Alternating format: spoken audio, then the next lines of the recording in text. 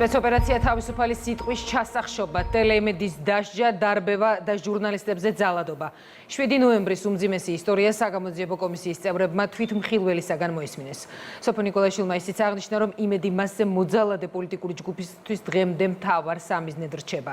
არჩევნების მოპარვა და პოლიტიკური ოპონენტების განადგურების მცდელობა ეს უკვე ლევან გაჩეჩილაძის ისტორიებია. კომისიამ მოусმინა ვიქტორ ჯაფარიძესაც და იმ ადამიანს, რომელიც 26 მაისს გადაღებული ფოტო სააკაშვილის რეჟიმის სისასტიკეს ასახავს. საგამოძიებო კომისია რეჟიმის მხილებას აგრძელებს და ნინო არღლიანია პირდაპირ ეთერში. როგორ ესმოდა ნაციონალურ მოძრაობას მედიისა და სიტყვის თავისუფლება. ეს ყველაზე მკაფიოდ 2007 წლის 7 ნოემბერს გამოჩნდა. როცა რეჟიმმა იმედი ვერ გააჩუმა მედიის წინააღმდეგ, ამოქმედა ძალადობრივი მანქანა და სწორედ ამას მოყვა ტელეკომპანია იმედის დარბევა. დღეს ამ საკითხთან დაკავშირებით მოსმენა გაიმართა საგამოძიებო კომისიაში. მაყურებელმა იცის, რომ კომისიის დასკვნაში მნიშვნელოვანი თავი სწორედ მედიას დაეთმობა. კომისია ასევე მუშაობს აგვისტოს ომის საკითხთან დაკავშირებით, ასევე ბიზნესის რეკეტზე, წამებაზე, არაადამიანურ მოპყრობასა და მკვლელობებთან დაკავშირებით. დღეს ითქვა, რომ განცხადებების სიმრავლიდან გამომდინარე კომისიას აქვს სურვილი, რომ უფლებამოსილების ვადა ერთი თვით გაიხანგრძლივოს. კომისიამ ბიუროს უკვე მიმართა, შესაბამისად კომისია მუშაობას 5 ივნისის ნაცვლად 5 ივლისამდე გააგრძელებს. შენ რო ჟურნალისტი გონია თავი, შენ რო ბოდიში ამ სიტყვისთვის ტლიკინებ პირდაპირ ეთერში და ასე შემდეგ, არავინ არ ხარ ჩემს პირობებში. გაგანადგურებ დღესვე ფიზიკურადაც.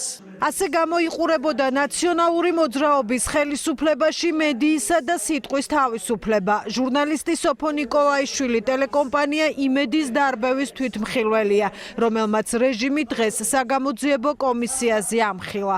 7 ნოემბერი 20 საათი და 40 წუთი სააკაშვილის სპეცრაზმი ტელევიზიის დანგრევას იწყებს. ფიზიკურად უსწორდება ჟურნალისტებს, ამტვრევს ტექნიკას და ეძებს ღილაკს, რომლითაც იმედის გათიშვა უნდა.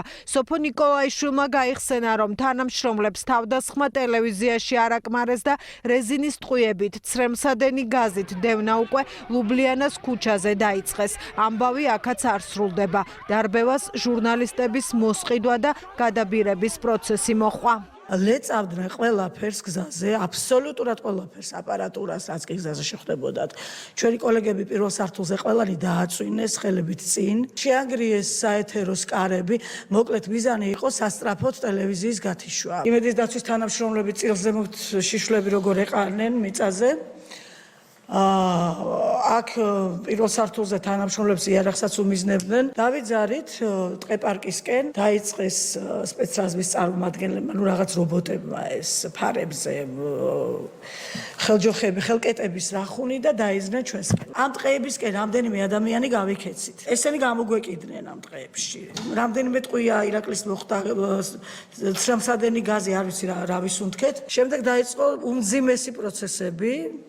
არანაკლებ ძიმე, ეს იყო იმედის გამოშიგუნა შიგნიდან, ზოგს მუქარით, ოჯახის წევრის დაპატიმრებით, ზოგს თანხების შეთავაზებით, ზოგს სამსახურის და ასე შემდეგ და ასე შემდეგ. ესეც მოხდა ძალიან ბევრმა თანამშრომლმა. იმედი დატოვა. იმედის მტრები იმედზე თავდასხმას დღესაც განაგრძობენ. ამის მიზეზი სოფო ნიკოლაიშვილისთვის კარგადაა ცნობილი. სისტემა, რომელიც დაუმორჩილებლობას და სიმართლეს ვერ იტანდა, ამას ვერც დღეს ეგუება. ეს ძალა არ იცვლება არასოდეს.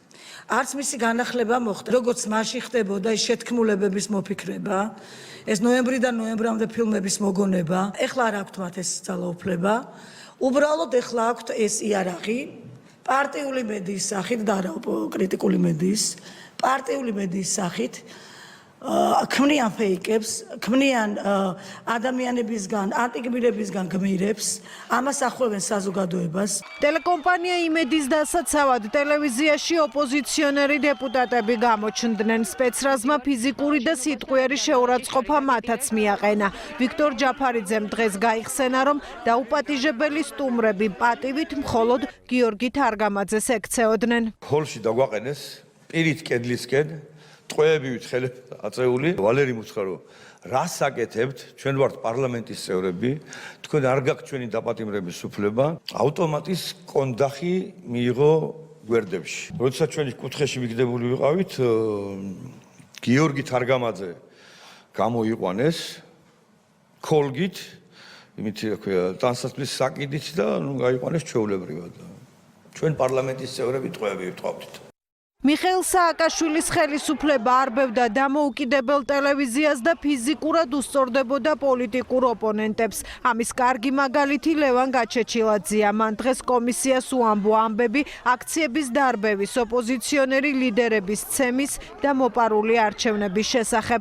წყალგამყოფი გახდა გირგვლიანის ამბავი. ჩვენ დავნიშნეთ მიტინგი 2 ნოემბერს. ბადრი პატარკაციშვილი მოვიდა მიტინგზე და მიტინგიდან გაფრიდა ლონდონში და იმის მერე არ ჩამოსულა.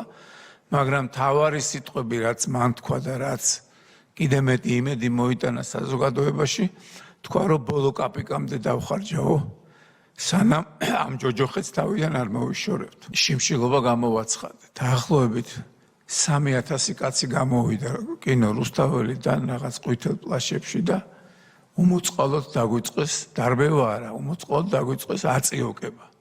ცემა მითხრა კობადავითაშვილმა რომ სუდალეწილია აპარატურაო და წავალ მე ბაზარშიო და ახალს ვიყიდიო. თუ ნებას დამთხოვდა წადი მე უთხარი კობათქო და იქიდან მოიპარეს კობადავითაშვილი და სასიკვდილოდ ცემეს. არჩევნების გამარჯვების მოლოცვა თეთრი სახლიდან მოხდა იმ დღეს, როდესაც ჯერ კიდევ CSKO-ს ლევან თახნიშვილს არ ჰქონდა გამოცხადებული ვინ მოიგო და ვინც ააგო ოფიციალურად და სხვათა შორის ეს იყო ბუშის მოლოცვა და ნახევარსაათში მოყვა პუტინის მოლოცვა. სერიოზული ხიდები იყო არაფორმალური გაჩაღებული რუსეთთან. 2011 წლის 26 მაისს უსამართლობამ ქუჩაში ნოდარ არველაძეც გამოიყვანა. 63 წლის კაცი, რომლის ფოტომაც მსოფლიო მოიარა. აქციის მშვიდობიანი მონაწილე ნაციონალური მოძრაობის ძალადობის მსხვერპლი გახდა.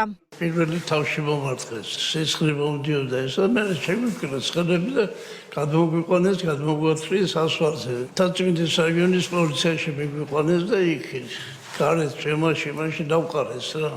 ხელებს შეგრული. სამმართველოში რო შევედი, სისხლით იყო სულ სავსე ესა, თელი კალიდორი. ადამიანის უფლებების უხეში დარღვევა და ტელეკომპანია იმედის დარბევა. ამ თემებს იკვლევდა დღეს საგამოძიებო კომისია.